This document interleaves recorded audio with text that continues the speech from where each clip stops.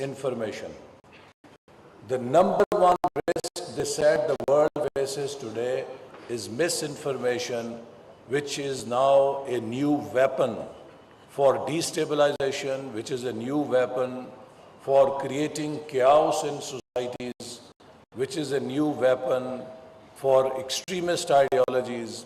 So we have to guard against misinformation. So everything and anything that comes on social media cannot be taken as truth. And our youth must develop this ability, a cognitive ability, that they must verify and they must see the authenticity of information being fed to them. Because now data analytics with social media, the two have become a very lethal weapon.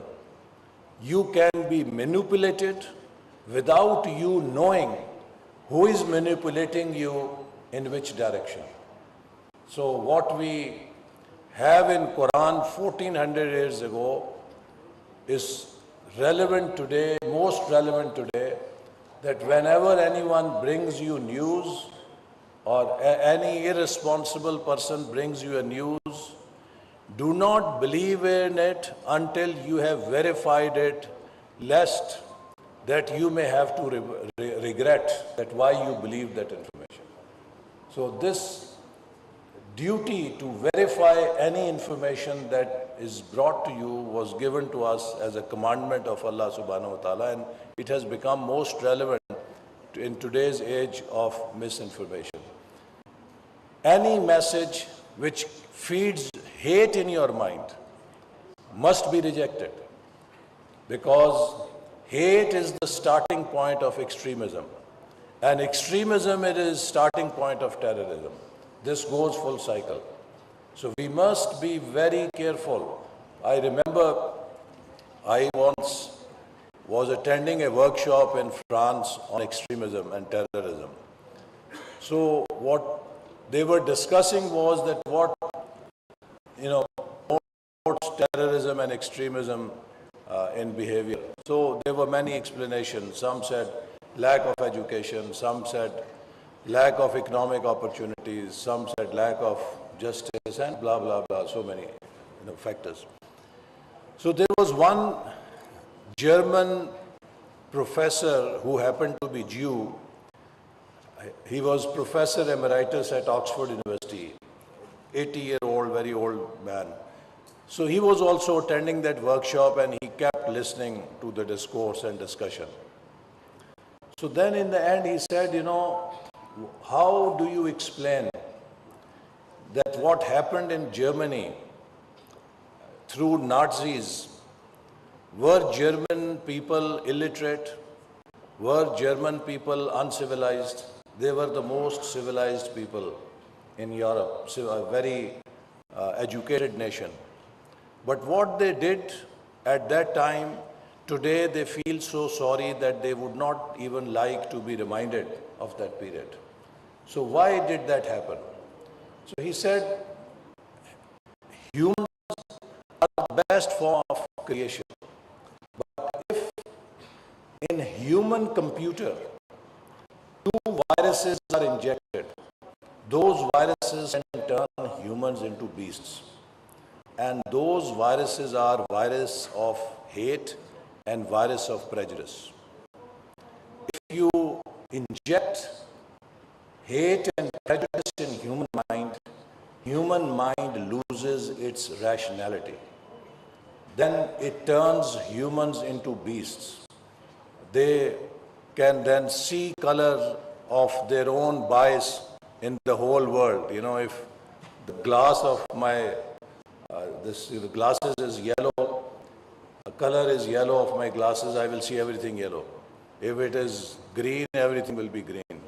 So if your mind gets tainted with hate and prejudice, you begin to see the world colored through the prism of your own hate and bias. So it is very important that if we have to maintain our rationality if we have to maintain our sobriety, we must not let these viruses enter our minds. Because if they enter your mind, you lose the ability to work with anyone else who does not believe in truth like you. And I always tell our youth that the story of reality is oftentimes like tale of four blind men and an elephant. When they asked four blind men to describe by experiencing an elephant, what is an elephant like? One of them touched elephant's legs and said, well, it's a big column-like animal. The other one touched elephant's stomach and he said, no, you are wrong.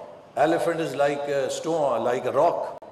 The third one touched elephant's ears and he said, you both are wrong. Elephant is a very delicate animal. And the fourth one touched elephant's trunk and he said, you all three are lying. Elephant is like a snake. So now all four were describing reality based on their own experience, whereas the total reality was sum total of the experiences all of the four had in their individual cases. So very often and mostly, the reality is not what we experience individually, it can be sum total of the experiences of others who may have different experiences. But if we start to believe that what I believe and what I have experienced is absolute truth, and there is no space for any other point of view, that is where we have intolerance, and that intolerance leads towards extremism and then subsequently to other terrorist ideologies. So the youth must understand that we have to learn in future to develop unity and diversity. Just as you have a right to hold opinion, others have equal right to hold opinion. Their opinions may not be same like yours, but just as you respect your opinion, you must respect others' opinion also. And if you want to have a peaceful society, then you cannot resolve your differences through violence. It has to be through dialogue and consensus. So, ladies and gentlemen, let me conclude by saying that while military and law enforcement actions remain crucial, they alone are insufficient. Counter-terrorism must go beyond the battlefield, incorporating non-kinetic measures that address the root causes of extremism, build societal resilience, and prevent future radicalization. As outlined in National Internal Security Policy, the battle against terrorism must be fought in ideological domain. We need to invest in curriculum reforms that we are doing now that promote critical thinking, tolerance, and pluralism.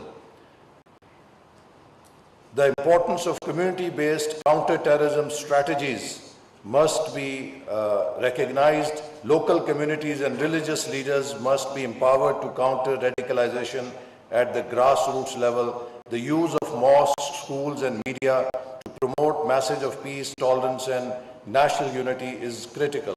Programs like Planning-e-Pakistan serve as a powerful tool in this regard, providing a platform for Islamic scholars to condemn extremism and terrorism. A key component of non-kinetic measures is the rehabilitation and reintegration of former extremists. We must help them to reintegrate back into society. These programs must be expanded to cover more regions and provide vocational training, psychological counseling, and education to dissuade individuals from returning to extremist activities.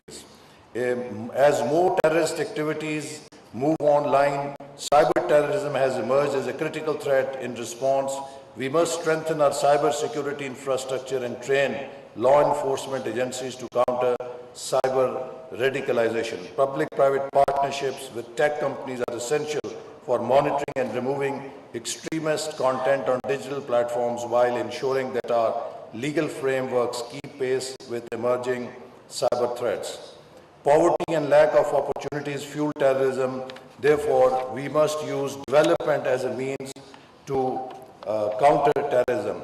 We must strengthen our law enforcement and intelligence agencies so that through advanced training, better coordination and access to modern technology, the capacity to detect, prevent and respond to threats should be continually improved, particularly in areas such as cybersecurity, data sharing and cross-border intelligence cooperation.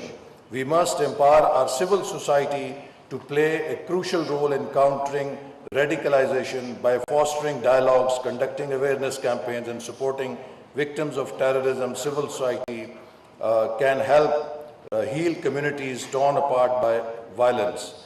We must strengthen our legal frameworks to deal with the menace of terrorism. Ladies and gentlemen, the fight against terrorism is not only a security one, as I said, it is a struggle for the hearts and minds of our people. It is a battle for the soul of Pakistan, where we seek a future free from fear, hate and violence. The remarkable progress we have made thus far is a testament to the courage of our armed forces, law enforcement agencies and citizens. However, the challenges ahead demand national unity, determination and a holistic approach that addresses the underlying causes of extremism. Guided by the principles of Islam, which promote peace, tolerance and justice, we must stand firm against those who seek to divide us through terror and hate. By strengthening our institutions, engaging our communities and investing in our people, we can ensure that Pakistan remains a strong, peaceful and prosperous nation. Let us continue this journey together, resolute in our commitment to defeating terrorism in all its forms and building a brighter, more secure future for all Pakistanis and above all for the youth of Pakistan. Pakistan Zindabad. वज़ीर मनसूबाबंदी और तरक्की अहसन